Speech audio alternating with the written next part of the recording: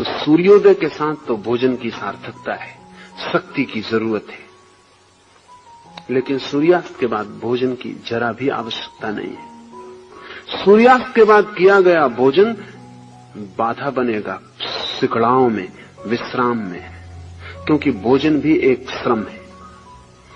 आप भोजन ले लेते हैं तो आप सोचते हैं काम समाप्त हो गया, गले के नीचे भोजन गया तो आप समझे कि काम समाप्त हो गया। गले तक तो काम शुरू ही नहीं होता, गले के नीचे ही काम शुरू होता है। शरीर श्रम में लीन होता है।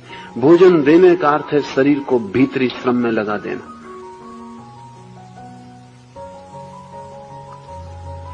भोजन देने का अर्थ है कि अब शरीर का रोआ रोआ इसको पचाने में लग जाएगा। तो अगर आपकी निद्रा क्षीण हो गई है, अगर रात विश्राम नहीं मिलता, नींद नहीं मालूम पड़ती, स्वप्न ही स्वप्न मालूम पड़ते हैं, करवट ही करवट बदलनी पड़ती है, उसमें से 80% कारण तो शरीर को दिया गया काम है जो रात में नहीं दिया जाना चाहिए। तो एक तो भोजन देने का अर्थ है शरीर को श्रम देना, लेकिन जब सूरज उगता है तो ऑक्सीजन की, प्राणवायु की मात्रा बढ़ती है। प्राणवायु जरूरी है श्रम को करने के लिए।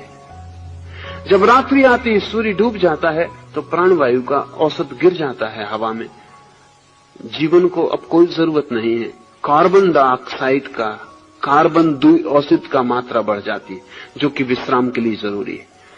जान के आप हैरान होंगे कि ऑक्सीजन जरूरी है भोजन को पचाने के लिए। कार्बन द्विऔषित के साथ भोजन मुश्किल से पचेगा। मनोवैज्ञानिक अब कहते हैं कि हमारे अधिकतर दुख स्वप्नों का कारण हमारे पेट में पड़ा हुआ भोजन है। हमारी निद्रा की जो अस्त व्यस्तता है, अराजकता है, उसका कारण पेट में पड़ा हुआ भोजन है।